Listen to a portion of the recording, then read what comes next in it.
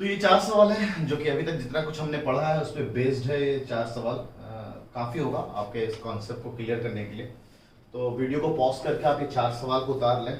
जो जो आपसे बनता है ना, आपको लगता है कि हाँ सर अभी जितना कॉन्सेप्ट सीखा है इससे हम तो बना सकते हैं, वैसे आपको टाइम देना चाहिए। फिर भी आपको अच्छा ऑनलाइन का सिस्टम है, ये तो एक बड़ा अच्छी बात है कि आप वीडियो को पॉज करके आराम से अपना टाइम दीजिए। आप इनफैक्ट 4 मिनट ज्यादा नहीं लगना चाहिए। 4 मिनट में इस 4 सवाल को बनाने की कोशिश करें, ठीक है।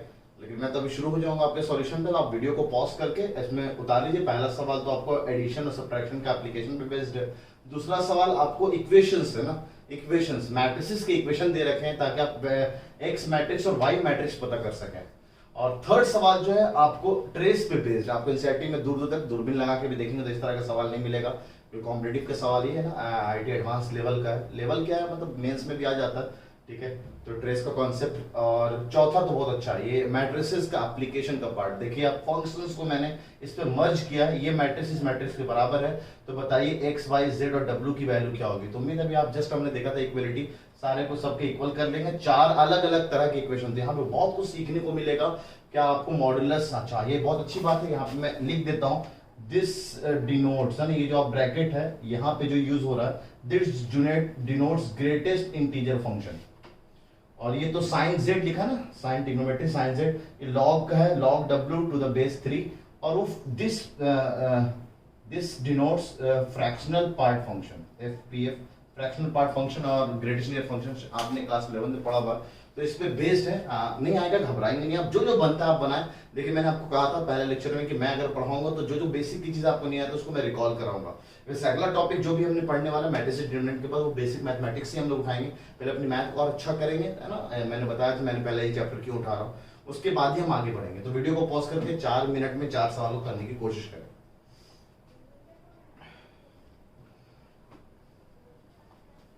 तो चलिए आते हैं क्वेश्चन नंबर 1 की तरफ, है ना। क्वेश्चन नंबर 1 की तरफ कहता है सर 5a + 3b - 4i किसके बराबर होगा। तो आपको पहले 5a कैलकुलेट करना पड़ेगा। तो 5 × 2 1 0 0। देखिए ये भी मैट्रिक्स को डिनोट करते हैं, ऑलरेडी मैं सिंबल बता चुका था।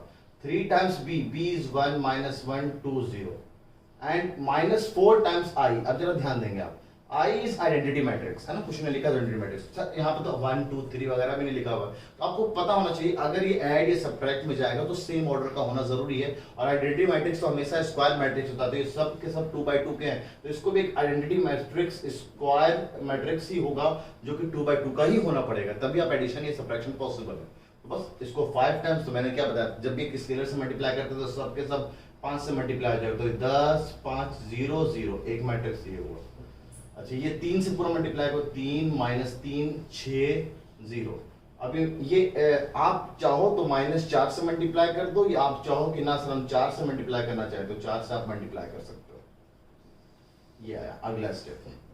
फिर अगला स्टेप कहता है कि इन दोनों को जोड़ दो, उसके बाद घटा लेंगे। तो बिल्कुल एडिशन पॉसिबल है, ये भी 2x2 ये भी 2x2, तो ऐड करेंगे करस्पॉन्डिंग एलिमेंट को करस्पॉन्डिंग एलिमेंट से जाके ऐड कर देंगे पोजीशन के हिसाब से। आप ऐसे समझो 10 और 3 को ऐड किया तो 13, 5 और -3 को ऐड किया तो 2, 0 और 6 6, 0 - 0 0 + 0 is 0, कोई फर्क नहीं पड़ता। तो ये आपका मैट्रिक्स जिसको हम घटाने जा रहे हैं 4 0 0 4 से।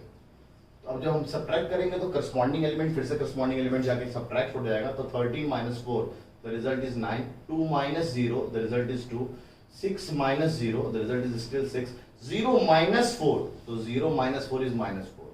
तो हमारा फाइनल आंसर जो आएगा फर्स्ट क्वेश्चन का वो ये आना चाहिए। अब एक बार मिला लीजिए कि आपका ये आंसर आ रहा है या नहीं आ रहा है। अच्छा अगर कल को मान लीजिए डिवाइडेड बाई 2 हो, कि होल डिवाइड बाई 2 था, तो आपको सबको इनडायरेक्टली 1/2 से मल्टीप्लाई करना होता है ना। ये है मेन करने, अभी आएगा कुछ सवाल में, इनफैक्ट क्वेश्चन नंबर 2 में ही आपको दिख जाएगा। सर अब कह रहा है कि सर एक मैट्रिक्स है x है, दूसरा मैट्रिक्स है y, उसके साथ ये इक्वेशन सॉल्व किया तो ये निकल के आया एक मैट्रिक्स जो कि दिख रहा है 2/3 का एक मैट्रिक्स है। सिमिलरली ये भी 2/3 का एक मैट्रिक्स है। तो x और y में एक इक्वेशन दे रखा है, x और y में दूसरा इक्वेशन दे रखा है। तो this is equation number 1, this is equation number 2। शायद याद होगा pair of linear equation in 2 variable. तो x ना जो x है आपका, इस x को आप ये x मान लो, है ना, जो वेरिएबल में आप मानते थे।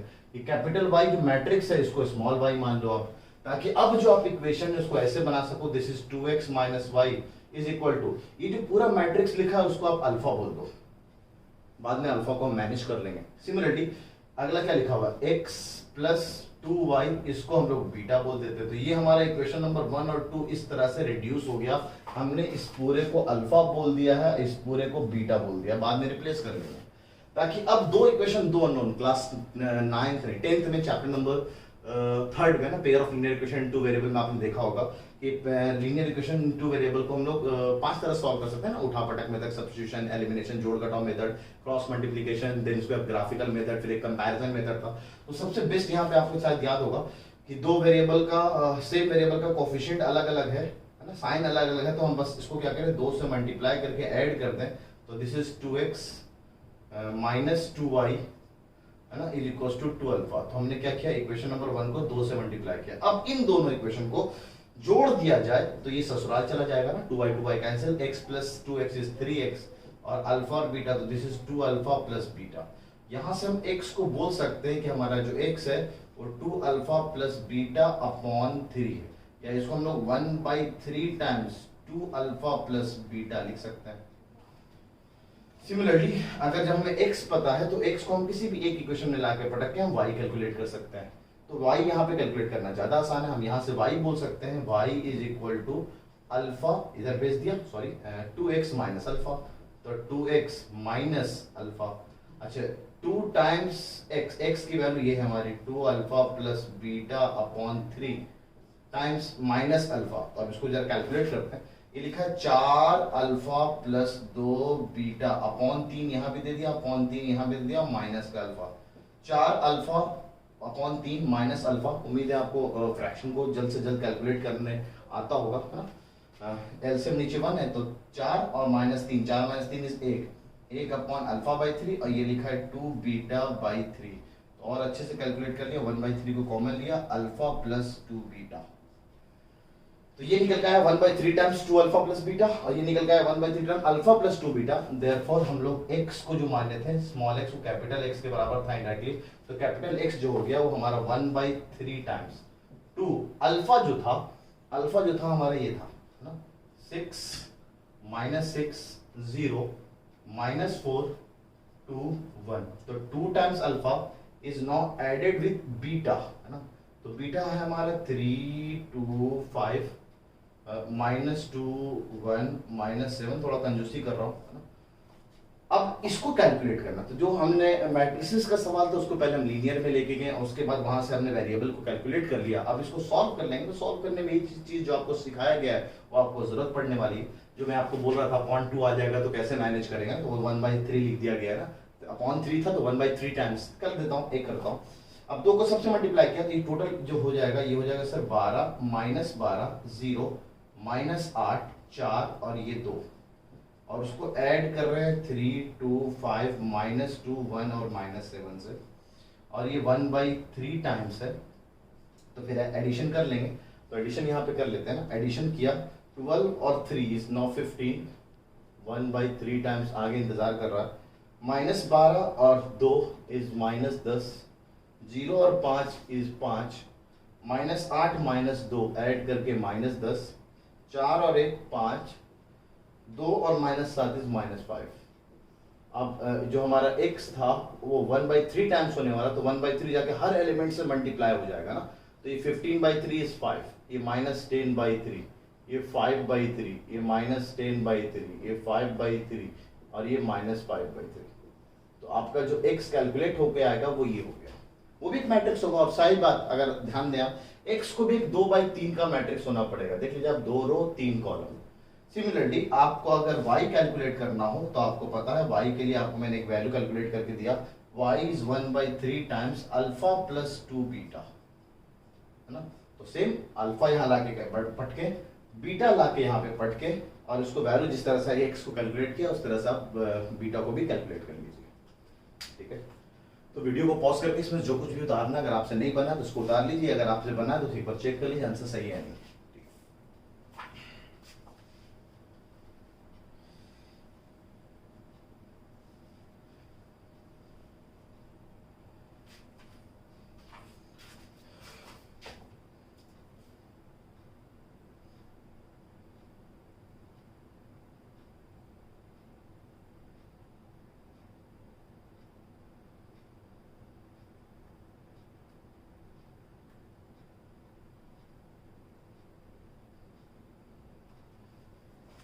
चलिए बढ़ते हैं क्वेश्चन नंबर 3 की तरफ। क्वेश्चन नंबर 3 की तरफ अच्छा सवाल है। अगर कोई नॉर्मल बंदा सोचेगा सर यहाँ पे तो दो इक्वेशन दो अननोन है, ए और बी एक मैट्रिक्स, ए और बी एक मैट्रिक्स, उनका सम दे रखा है, उनका सम दे रखा है, यहाँ से आप ए कैलकुलेट कर लीजिए और बी कैलकुलेट कर लीजिए, फिर उसका ट्रेस कैलकुलेट कर लीजिए और दोनों को सब्ट्रैक्ट कर लीजिए। ठीक है, यहाँ पे आंसर 20 आ रहा है, ध्यान रखेंगे यहाँ पे आंसर इज 20। अगर आपका 20 आया तो बहुत सही है यहाँ पे। तो मेथड 1 तो क्लियर, आप जैसे अभी आपने क्वेश्चन नंबर 2 को किया उस अंदाज में आप चल जाओ तो आप क्वेश्चन नंबर 3 बना सकते हो, लेकिन इट विल टेक टाइम, क्योंकि आपको इक्वेशन को पहले सॉल्व करना है, सॉल्व करने के बाद उसको सिंप्लीफाई करके ए मिलेगा, फिर बी मिलेगा, उसके बाद उसका ट्रेस निकालो, उसके बाद ये चीज को कैलकुलेट करो। तो क्यों ना हम ट्रेस की जो प्रॉपर्टी सीखे हैं उसको हम यूज करते हैं। जैसे आपको दे रखा है a plus 2b is this value 1 2 6 minus 3, तो why not we calculate trace of this, इस पूरे मैट्रिक्स को हम जोड़ के ट्रेस निकालें या अलग अलग ट्रेस निकाले, दोनों एक है, मतलब हम ट्रेस इस पे भी चला सकते हैं और ट्रेस इस पे भी अलग चला सकते हैं। This is equivalent to trace a added with trace of 2 times b. चलिए लिख देता हूं एक बार। अब एक और, अभी तो एडिशन वाला प्रॉपर्टी यूज किया ट्रेस का, अभी जो 2 जो मल्टीप्लिकेशन में जा रहा है स्केलर प्रॉपर्टी, तो स्केलर बाहर आ जाएगा। तो this is trace of a plus 2 times trace of b, जिसको हम लिख सकते हैं trace of a plus 2b। अब a प्लस 2b तो हमें पता है मैट्रिक्स कौन सा है, इन दोनों का ऐड या ट्वाइस करके b, a को ट्वाइस करके b में ऐड करेंगे तो रिजल्ट ये बन रहा, तो हम इसका ट्रेस निकाल सकते हैं ना डायरेक्ट। तो इसका ट्रेस हो गया दिस प्लस दिस, यानी 1 एडेड टू -3, दिस इज -2, तो we can write trace of a added with 2 times trace of b is equals to -2। This is our equation number 1। क्योंकि हमें ट्रेस ए पता चल जाए और ट्रेस बी पता चल जाए तो डायरेक्ट हम बता सकते हैं क्या हमारा रिजल्ट है। सेम हमें ये भी दे रखा है सर a प्लस बी है ना, also a plus b is equals to आपको दे रखा है 2 -1 5 एंड 4। तो फिर से हम ट्रेस कैलकुलेट करते हैं, ट्रेस a प्लस बी और indirectly can be written as trace of a added with trace of b। Trace a plus b यानी इन दोनों का सम है ना, इसके डायगोनल एलिमेंट को हम लोग जोड़ देंगे ना, तो 2 + 4 इज 6, तो 2 + 4 is 6 is directly trace of a plus trace of b is indirectly 6। This is equation number 2। Equation number 1 को फिर से लिख लेते हैं, trace of a is added with 2 times trace of b gives -2। This is equation number 1। दो equation दो unknown है ना, बिल्कुल। ट्रेस a को आप x बोल दो, ये x है आपका, ये आप अगर इसको y बोल दो है ना, तो इनडायरेक्टली इक्वेशन कैसा लिखा हुआ है, x plus y is equals to 6 और x plus 2y is equals to -2। वैसे आप बिना बोले भी आप तो 12th में आ गया तो ऐसे कैलकुलेट कर सकते बड़े आराम से ना, आप दोनों को घटा दिया तो ये गया ससुराल। ट्रेस एक आर्म में से 2 आर्म माइनस हो गया तो माइनस का ट्रेस ऑफ b आया, ये भी साइन चेंज हो जाएगा, तो this is 8, therefore trace of b is equals to 8। यानी b को आप ट्रेस निकालेंगे तो हम बिना a और b कैलकुलेट किए डायरेक्ट हम उसका ट्रेस बता सकते थे ना, ये ट्रेस की प्रॉपर्टी का फायदा हो गया हमारा। इंप्लाइज अगर ट्रेस ऑफ b हमें पता तो यहाँ पे पटक देंगे ट्रेस ऑफ b, तो ट्रेस ऑफ a कितना निकल के आ रहा है ना, तो ट्रेस ऑफ a है ना, सही है, माइनस ऑफ +8, तो ये रिजल्ट ना माइनस आ गया ना, -8 हो गया ना, ये दिस इज -8। तो ट्रेस ऑफ a जो हुआ वो ट्रेस ऑफ a हो जाएगा, यहाँ पे -8 पटक दिया है ना, तो -8 इज इक्वल्स टू 6, तो implies trace of a is 6 + 8 that is 14।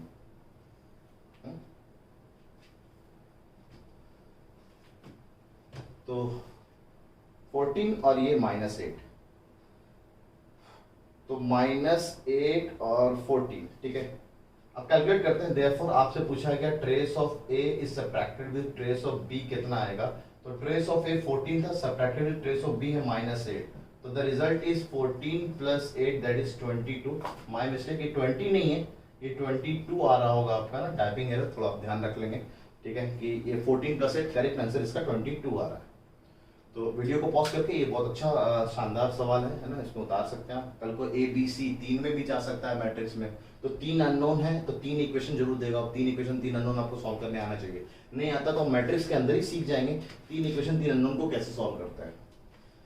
अब बढ़ते सबसे शानदार सवाल में, यह सवाल आपको बहुत कुछ सिखाएगा। क्वेश्चन नंबर 4 देख लेते हैं। क्वेश्चन नंबर 4 आपको बोला मैंने है ना कि आपको 4 पार्ट है बेसिकली, ये भी 2x2 का मैट्रिक्स, ये भी 2x2 का मैट्रिक्स, दोनों अपने बराबर है, तो करस्पॉन्डिंग एलिमेंट्स अपने बराबर होंगे, तो अपन 4 पार्ट में इस सवाल को सॉल्व करेंगे ना। तो तो सबसे पहला पार्ट क्वेश्चन नंबर 4 में है हम लोग। सबसे पहला पार्ट आपको कहता है मॉड ऑफ, है ना, this is modulus of greatest integer of x is subtracted to modulus -3। Equate कर दिया तो ये 3 के बराबर है, तो यहाँ से हमने 3 कैलकुलेट कर लिया। अब इस -3 को इधर भेजेंगे तो मॉडुलस, उम्मीद है थोड़ा बहुत बेसिक तो आपको पता होगा, 3 3 6 हो जाएगा। अब ये आगे मॉड लगा तो हमें ये नहीं पता कि ये मॉड पॉजिटिव में या निगेटिव में, तो एक बार मॉड को हम पॉजिटिव में खोलेंगे और एक बार हम निगेटिव में खोलेंगे।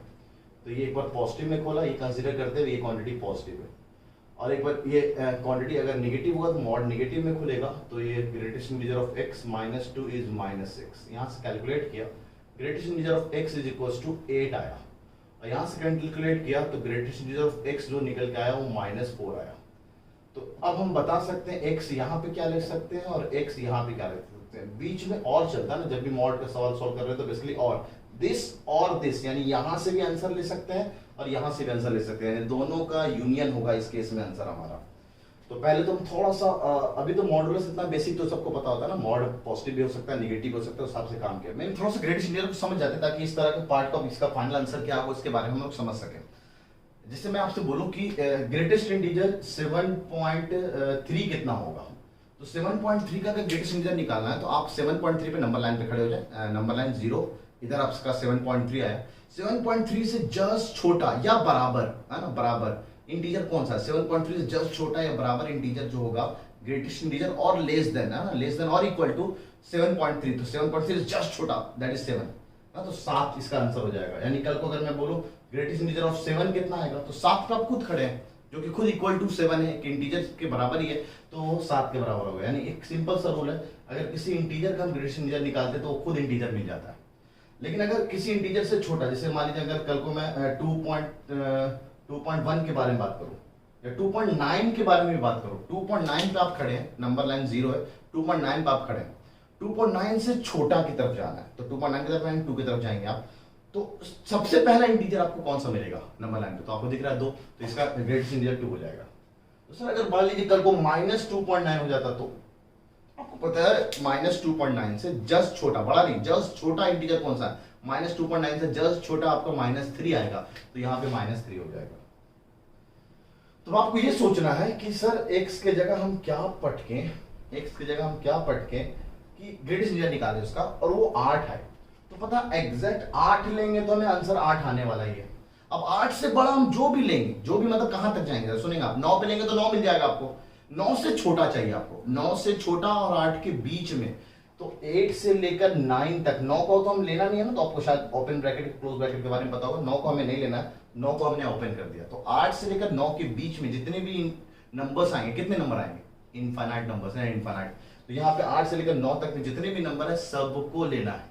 तो आपको इसका ग्रेटेस्ट इंटीजर निकालोगे तो 8 मिलेगा। जैसे अब -4 आपको चाहिए, निगेटिव -4, आपको पता -4 तो आपको चाहिए ही चाहिए, है ना, -4 तो आपको चाहिए ही चाहिए, -4 पे आपने इंक्लूड रखा। अब बात आई कि सर -4 आ रहा है, ये मान लीजिए -4 है, -4 के इधर जितने भी इंटीजर होंगे ना, -3 तक, -3 तक एग्जैक्ट -3 दे देगा, -3 और -4 के बीच में जितने भी इंटीजर है उसका ग्रेटेस्ट इंटीजर आपको -4 आएगा। यानी अगर -4 से -3 के बीच में चले जाए, -3 तक चले जाओ, -3 को इंक्लूड ना करें, ठीक है, तो हमारा आंसर आपको -4 दे जाएगा। एग्जांपल के तौर पे कल को -3.9 है, -3.9 का GIF निकालो ग्रेटेस्ट इंटीजर फंक्शन, तो आपको -4 आएगा। कल को अगर -3.999 में भी हम रुके हुए तो उसका GIF निकालोगे तो आपको -4 आएगा। एग्जैक्ट -3 का आपका GIF -3 आ जाएगा, इसलिए हमने ये इंटरवल उठा लिया। तो देयरफॉर हमारा फाइनल x जो होगा वो 8 से लेकर 9 यूनियन, इसको थोड़ा अच्छा है ना, कहते हैं कि चीजों को पहले निगेटिव वाला वैल्यू लिखते हैं, तो -4 से -3 यूनियन, है ना, 8 से लेकर 9, तो x का जो फाइनल आंसर होगा वो हमारा ये होगा। तो एक पार्ट अभी हम लोगों ने x सॉल्व किया है। अब आते जरा y सॉल्व कर लेते हैं ना, y। अब y में आपको जो जरूरत पड़ा है वो फ्रैक्शनल पार्ट फंक्शन पड़ा है ना, फ्रैक्शनल पार्ट फंक्शन, इसको हम लोग फ्रैक्शनल पार्ट फंक्शन कहते हैं। y का स्क्वायर कितना दे रखा है 1/4, तो क्लियर, उम्मीद है थोड़ा बेसिक चीजें आपको पता होगा कि जब भी हम लोग इवन पावर को उड़ाते हैं, जैसे x स्क्वायर, यहाँ पे 2 का स्क्वायर लिखा है, स्क्वायर उड़ाते हैं तो प्लस माइनस लगाते हैं, ध्यान रखेंगे आप।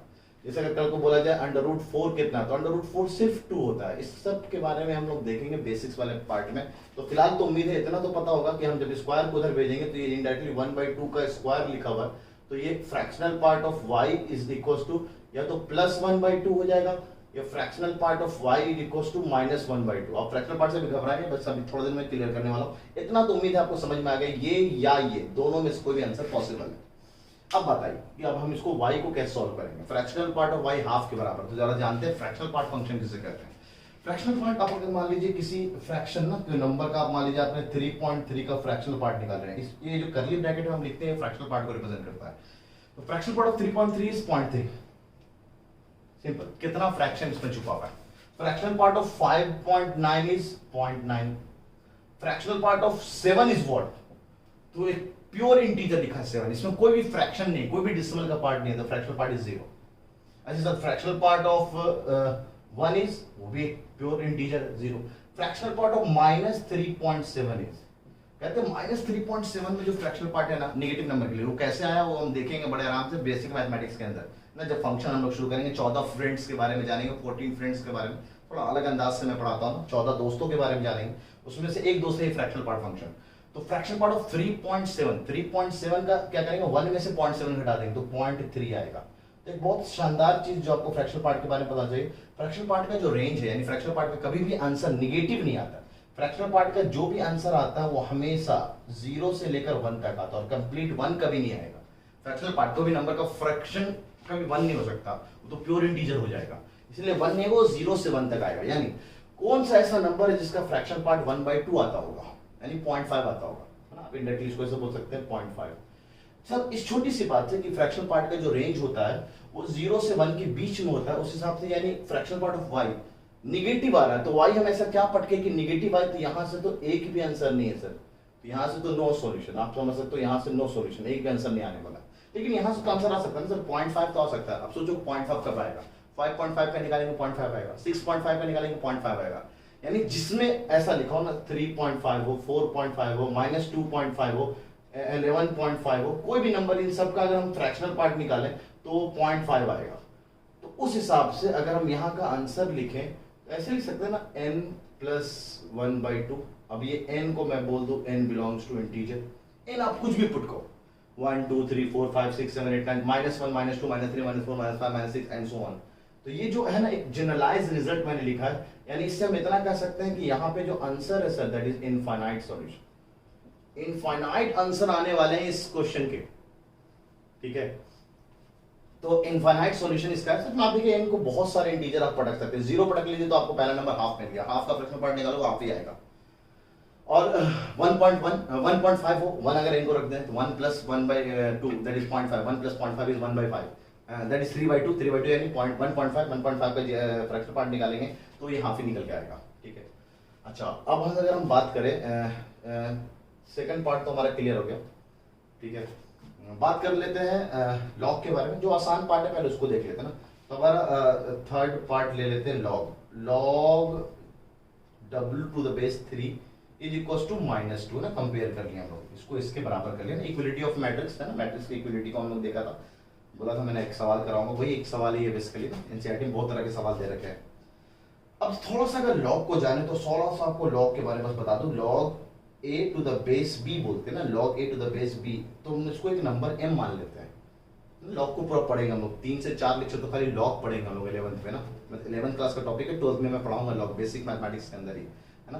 log a⁻b को अगर हमने m मानते तो कहते हैं कि b के पावर में ऐसा क्या चढ़ाऊं, ठीक है, कि हमें a मिल जाए, ठीक है। तो ऐसा करते हैं ना, a को नीचे गिराया, b के पावर में हम मान लेते हैं वो नंबर m चढ़ा ले, तो लॉग का डेफिनेशन ही है b बेस के पावर में ऐसा क्या चढ़ाए कि हमें a मिल जाए, यानी 3 के पावर में ऐसा क्या चढ़ाओ कि -2 मिल जाए। बढ़िया है सर, देखते हैं। तो क्या किया हमने कि बेस के पावर में ऐसा क्या चढ़ाए कि हमें a मिल जाए, तो उस हिसाब से लॉग, जैसे एग्जांपल है देखो ना, ऐसा समझ में आ जाएगा। मान लीजिए मैं आपसे बोलूं log 100⁻10 कितना आएगा, तो बेस के पावर में हम ऐसा क्या चढ़ाएं कि हमें 100 मिल जाए, तो 10 के पावर में हम अगर 2 चढ़ा दे तो आपको पता है 100 मिल जाएगा, यानी इस लॉग का आंसर 2 आने वाला है। अब आप ये प्रॉपर्टी है, इस डेफिनेशन के हिसाब से भी लॉग कैलकुलेट करके देखना, आंसर 2 ही आएगा। एग्जांपल देख लेते हैं, 100 को नीचे गिराएंगे, 10 के पावर में 2 कर दिया, ठीक है, बेसिकली हमने इसको भी m मान लिया, तो 2 के पावर 10 के पावर में m कर दिया, फिर एक्सपोनेंट की प्रॉपर्टी ना 10 के पावर 2 लिखा, 10 के पावर m लिखा है, बेस सेम होगा तो पावर सेम हो जाएगा, तो m की वैल्यू देखिए एकदम 2 आ रही है। यानी कल को अगर लॉग कैलकुलेट करना तो आपको ये वाली बात पता होनी चाहिए, है ना। और लॉग के बारे में इसमें बहुत अच्छे जानेंगे, ये ऐसे ऐसे लिख दो या इसको उलट के लिख दो तब भी बात है, ये लॉगरिथमिक फॉर्म कराता है, ये एक्सपोनेंशियल फॉर्म कराता है। बहरहाल इतना बेसिक तो आपको पता होगा 11th क्लास में। वैसे 11th क्लास में लॉग नहीं पढ़ाते हैं ना, लॉग तो क्लास 12th में है आपके कैलकुलस के अंदर, लेकिन कॉम्पिटिटिव की अगर आपने तैयारी किया होगा तो लॉग के बारे में आपको पता होगा। अगर नहीं पता, बस इतनी छोटी सी बात आपको ध्यान रखना है ताकि इस सवाल को बड़े आराम सॉल्व करते हैं। जैसे जो भी यहाँ पे लिखा है ना आर्गुमेंट में, इसको हम लोग नीचे गिराएंगे और ये जो भी लिखा है इसको हम 3 के पावर में भेज देंगे, 3 के पावर में -2। अब यहाँ से हम कैलकुलेट करेंगे तो हमारा W की वैल्यू मिल गई 3 के पावर -2, दैट इज 1/3 का स्क्वायर बोल सकते हैं, 1/3 का स्क्वायर इज 1/9 है। उम्मीद आपको पता होगा, नेगेटिव पावर को नीचे लाके पॉजिटिव कर लेते हैं, तो W की वैल्यू आ गई 1/9। X की वैल्यू ये आई थी, Y की वैल्यू ये आई थी और W की जो वैल्यू आई 1/9 आई। ठीक है, तो इस तरह से हम लोग X, Y और W की वैल्यू कैलकुलेट कर चुके हैं। अब हम लोग आते हैं जरा Z को कैलकुलेट करते हैं, थोड़ा टाइम लगेगा इसमें क्योंकि Z में कुछ चीजें आपको सिखानी है मेरे को। ये क्लास 11 में आप पढ़ चुके हैं चैप्टर नंबर 3 ट्रिग्नोमेट्रिक इक्वेशन के अंदर कि इस तरह की इक्वेशन को हम लोग सॉल्व कैसे करते हैं।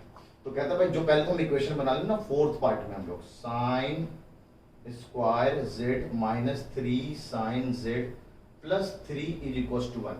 अब इस 1 को इधर ले आया तो sine square Z minus 3 sine Z, 3 में से 1 गया तो 2 इज इक्वल टू 0। अब आप लोग साइन Z को t मान लेते हैं ना, तो साइन Z को हम लोग ने क्या किया, t मान लिया, तो ये डायरेक्टली लिखा हुआ t square minus 3t plus का 2 इक्वल टू 0। अब स्प्लिटिंग द मिडिल टर्म्स हमने उसको सॉल्व किया। एक छोटी सी बात आपको सिखाता हूँ स्प्लिटिंग द मिडिल टर्म का, जिसमें ये टूटेगा ना, आप लोग बचपन में इसको सॉल्व करते हैं, मैं एक आसान तरीका बताता हूँ स्प्लिटिंग द मिडिल टर्म को सॉल्व करने का। जैसे 9th-10th वालों को पता होता है, मेरे से अगर पढ़े होते हो तो आपको अगर पता हो जाए तो बहुत अच्छी बात है। जिसमें टूटेगा ये -2 में और -1 में टूटेगा, उसका उल्टा यानी माइनस से मल्टीप्लाई कर दोगे तो उस क्वाड्रेटिक का आंसर वही आ रहा होगा, divided by coefficient of x square. अब कोफिशिएंट ऑफ t स्क्वायर जो यहाँ पे 1 है, इसलिए यहाँ पे 1 से डिवाइड करने की जरूरत ही नहीं है, यानी t की जो वैल्यू आ रही होगी +2 आ रही है, +1 आ रही है। यानी आप कह सकते हैं t जो आपने माना था साइन z या तो 2 के बराबर है या तो साइन z है ना, और या तो 1 के बराबर, दोनों पॉसिबल है। अब आप देखिए ट्रिग्नोमेट्री में इतना तो उम्मीद पता होगा कि ट्रिग्नोमेट्री साइन की जो वैल्यू होती है मैक्सिमम 1 होती है, 1 और मिनिमम -1 होती है। साइन का ग्राफ थोड़ा सा पता होगा आपको, साइन का ग्राफ है ना इस तरह से। ट्रिग्नोमेट्री में बहुत अच्छे से देखेंगे हम लोग ग्राफ वाली चीजें भी, तो इसकी मैक्सिमम वैल्यू 1 होती है, मिनिमम वैल्यू -1 होती है। तो क्या कभी साइन 2 दे सकता है? जैसे आपको पता है यहाँ पे रेंज पता था आपको कि रेंज इसका 0 से 1 के करीब जाता है ना, 0 और 1 के बीच में ही आएगा, तो कभी आंसर -1/2 नहीं आने वाला, तो यहाँ पे एक भी आंसर नहीं है। सिमिलरली यहाँ भी एक भी आंसर नहीं है इस वाले पार्ट से, साइन z कभी 2 दे ही नहीं सकता है। अब बात आई कि साइन z 1 कितना होगा, साइन की वैल्यू हम z ऐसा क्या क्या पुट करें कि आपको 1 देगा। तो चैप्टर नंबर 3 में ट्रिग्नोमेट्रिक जहां पे पढ़ाया गया था आपको, तो उसमें सबसे लास्ट एक्सरसाइज था ट्रिग्नोमेट्रिक इक्वेशन। तो वहां पे आपने देखा था प्रिंसिपल सॉल्यूशन और जनरल सॉल्यूशन, तो 6 स्पेशल टाइप के जनरल सॉल्यूशन देखे थे। तो आपने सबसे पहला वाला देखा था कि सर tan x अगर tan अल्फा के बराबर हो तो उस केस में हम लोग x को बोल देते थे n पाई प्लस अल्फा। तो ये हमारा इस इक्वेशन का जनरल फॉर्म होता था, यानी ऐसा कल को लिखा हो कोई x वेरिएबल हो और ये नॉन एंगल पता हो ये एंगल, तो हम जनरल सॉल्यूशन ऐसे लिख सकते हैं। सिमिलरली आपको cos में याद होगा, cos x अगर cos अल्फा के बराबर हो तो उसका general solution x equals to 2n pi plus minus alpha बोलते थे। और अगर साइन में कोई एंगल हो, sine x is equals to sine alpha हो, इसका जनरल सॉल्यूशन हम लिखते थे x is equals to n pi plus -1 के पावर n, जो भी n हो, जनरल n बेसिकली यहाँ पे जितने भी n होते हैं सब इंटीजर होते हैं ना, के पावर में n टाइम्स अल्फा। तो ये इसका जनरल सॉल्यूशन है, यहाँ पे हमें इसकी जरूरत पड़ने वाली है। तो 1 2 3 6 है, तो लगे बाकी भी देख ही लेते हैं। यानी कल को अगर sine square x is equals to sine square alpha के बराबर आ जाए तो कहते हैं इसका जनरल सॉल्यूशन आएगा x equals to n pi plus minus alpha. तो बाकी के जो दो और है वो बस इसमें स्क्वायर लगा दो, स्क्वायर लगा दो, स्क्वायर लगा दो, स्क्वायर लगा दो, लेकिन आंसर जो भी आता है वो यही जनरल सॉल्यूशन आता है। अब ये कैसे आता है, क्यों आता है, काहे आता है, क्या होता है इसमें, इस सब के बारे में, क्या क्यों के बारे में सब हम लोग देखेंगे जब हम ट्रिग्नोमेट्री पढ़ रहे होंगे इसके प्रूफ के अंदर। तो फिलहाल तो बस हमें ये याद रखना है कि हमें जो फिलहाल काम का है कि साइन x में कोई नॉन एंगल है, ये हमारा नॉन, यानी ये 1 लिखा है तो 1 हमें पता है साइन π/2 के बराबर होता है ना, 90 डिग्री के बराबर, तो 90 डिग्री है ये, यानी ये हमारा अल्फा हो गया। तो इसका जनरल सॉल्यूशन यानी यहाँ पे हम z को लिख सकते हैं n पाई प्लस -1 के power n, n is unknown ना, n मतलब ये हमारा इंटीजर है, टाइम्स अल्फा, अल्फा हमें पता चल गया π/2, तो ये हमारा टाइम्स π/2 हो जाएगा। तो इस सवाल का z का जो जनरल सॉल्यूशन निकल के आया, यहाँ भी इनफाइनाइट एंगल है, यानी इनको अगर मैं 1 पटकूं तो पाई, ये आएगा -1, तो pi plus 1/2, pi minus 1/2 that is π/2, तो एक आंसर π/2 है, फिर अगला आंसर 5π/2 है। इस तरह से आप बहुत सारे आंसर्स निकाल सकते हैं। तो z के इनफाइनाइट सॉल्यूशन, तो यानी हम यहाँ बोल सकते हैं यहाँ पे टोटल कितने सॉल्यूशन है, तो इनफाइनाइट सॉल्यूशन है z का। यहाँ भी इनफाइनाइट सॉल्यूशन, यहाँ भी इनफाइनाइट सॉल्यूशन लिखा है, -4 और -3 के बीच में भी इनफाइनाइट नंबर्स हैं। यहाँ पे अगर आप देखें तो सिर्फ एक ही आंसर आया, दैट इज w की वैल्यू 1/9 है। तो बहुत कुछ सीखा है आपने इस सवाल से, थोड़ा बेसिक की चीजें आई थी। मैंने आपको बोला था मैट्रिसेस अच्छा हो जाता है जब हम लोग कॉन्सेप्ट को, कैलकुलस के कॉन्सेप्ट को हमने मर्ज किया आपके अंदर। देखिए मैट्रिसेस कितना अच्छा है। तो बस एक बेसिक छोटा सा नजराना पेश किया मैंने आपको। एमयू लेवल का सवाल आप मान सकते हैं, ठीक है, कि एमयू में इस तरह के सवाल आ सकते हैं आपको। तो इसमें से वीडियो को पॉज कर लीजिए, जो कुछ भी आपको उतारना है आप इसमें से उतार लीजिए।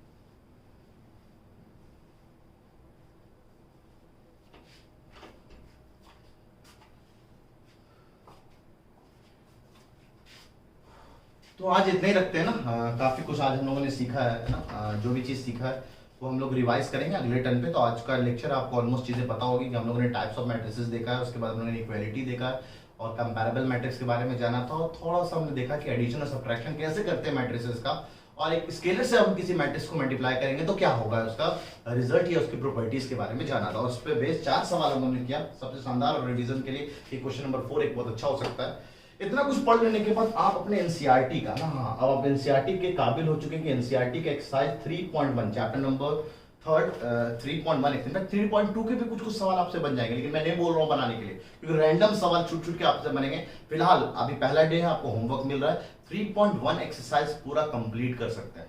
अगले टर्न पे एक और होमवर्क है ना, DPP 1 ना, डेली प्रैक्टिस प्रॉब्लम 1, वो भी आपको इनफैक्ट लेक्चर को पढ़ लेने के बाद आप अपने कोचिंग से एक नंबर है, उस नंबर पे कॉल करके आप ये दोनों असाइनमेंट दी। एनसीईआरटी तो आपके पास होगी। पार्ट 1 में ना 2 बुक है आपके पास, पार्ट 1 पार्ट 2। पार्ट 1 में 3.1 एक्सरसाइज और DPP नंबर 1 जो कि जितना पढ़ाया गया इक्वलिटी एडिशन सब्ट्रैक्शन पे बेस्ड एक DPP मैंने बनाया हुआ है। कुछ सवाल आपके क्लासरूम से मिलते जुलते होंगे, कुछ थोड़े नए से सवाल होंगे। देखें आप सच में सवालों को कर पाते हैं कि नहीं कर पाते हैं, ठीक है। तो ये आप अपने कोचिंग में मैसेज करके उनसे नंबर व्हाट्सएप या मेल करवा लीजिएगा DPP, और आपको मेल करते रहे ना, आप कंसर्न रहेंगे तो ज़्यादा अच्छा रहेगा आपको, ठीक है। और आज इतने ही रखते हैं ना, तब तक के लिए आप अपना ख्याल रखें ना, stay at home, stay safe और सोशल डिस्टेंसिंग को मेंटेन करके रखें, है ना। अल्लाह हाफिज़।